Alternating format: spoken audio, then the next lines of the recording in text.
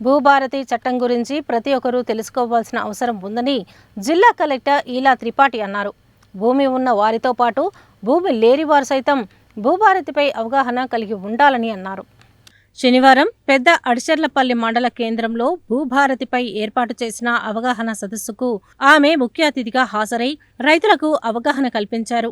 భూమి ఉన్న రైతులు, లేని రైతులు సైతం భూభారతి చట్టం గురించి తెలుసుకోవాల్సిన అవసరం ఉందన్నారు. చట్టం ఇదివరకే అమల్లోకి వచ్చిందని, అయితే భూభారతి పోర్టల్ మాత్రం జూన్ 2 నుంచి అమల్లోకి వస్తుందని తెలిపారు. ధరణిలో లేని అనేక వెసులుబాట్లు భూభారతిలో ఉన్నాయని, ధరణి పోర్టల్లో రికార్డులను సవరించే అవకాశం లేదని, భూభారతిలో రికార్డులను సవరణ చేసుకోవచ్చని తెలిపారు.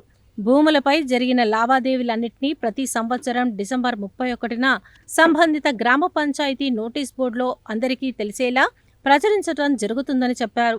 ధరణిలో అనుభవదారు కాలం లేదని, భూభారతిలో అనుభవదారులకు ప్రాధాన్యత ఉంటుందని చెప్పారు. మైకా మీద ఉన్న ప్రతి రైతుకు భూమిపై హక్కు కల్పించే బాధ్యత రెవెన్యూ శాఖదని ఆమె స్పష్టం చేశారు.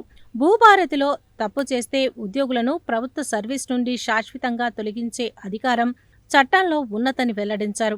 అందువల్ల రైతులు భూభారతి చట్టంపై ఎలాంటి అపోహలు, అనుమానాలు పెట్టుకోవద్దని అన్నారు.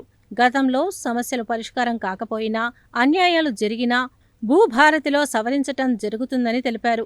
రెవెన్యూ అదనపు incharge collector Miryalaguda sub collector Narayan Amit మాట్లాడుతూ, ధరణి పోర్టల్ సమయంలో రైతులు అనేక సమస్యలు ఎదుర్కొన్నారని, తహసీల్దార్, ఆర్డీఓ, కలెక్టర్ కార్యాలయాల చుట్టూ తిరిగినప్పటికీ పనులు కాలేదని, భూభారతిలో అలాంటి బాధ లేదని తెలిపారు. ధరణిలో రికార్డులు లేకుంటే సివిల్ కోర్టులకు వెళ్లాల్సి వచ్చేదని, ఇప్పుడు తహసీల్దార్ వద్దనే రికార్డులు ఉంటాయని తెలిపారు.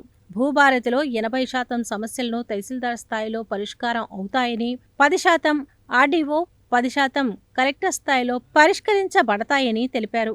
భూమి ఉన్న ప్రతి రైతుకు ఆధార్ కార్డు లాగా భూధార్ కార్డును ఇవ్వటం జరుగుతుందని, రైతులందరూ భూభారతి చట్టాన్ని సద్వినియోగం చేసుకోవాలని కోరారు.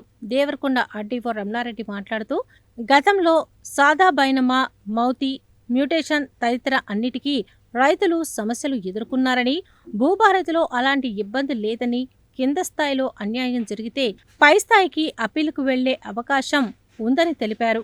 అడిషనల్ ఎస్పీ మౌనిక మాట్లాడుతూ, రైతుల భూములకు పోలీసుల తరఫున రక్షణ కల్పిస్తామని, ప్రతి గ్రామంలో పోలీసు అధికారిని నియమించడం జరుగుతుందని, ఎవరైనా భూములను ఆక్రమిస్తే కఠిన చర్యలు తీసుకుంటామని, అందువలన రైతులెవరూ ఆందోళన చెందాల్సిన అవసరం లేదని తెలిపారు. జూన్ 2 నుండి భూభారతి పోర్టల్ అందుబాటులోకి రానుందని, అందువల్ల రైతులు భూభారతి చట్టాన్ని సద్వినియోగం చేసుకోవాలని కోరారు. మండల ప్రత్యేక అధికారి మల్లేశ్వరరావు, తహసీల్దార్ శ్రీనివాస్, ఎంపీడీఓ చంద్రమౌళి తదితరులు ఈ అవగాహన సదస్సుకు హాజరయ్యారు.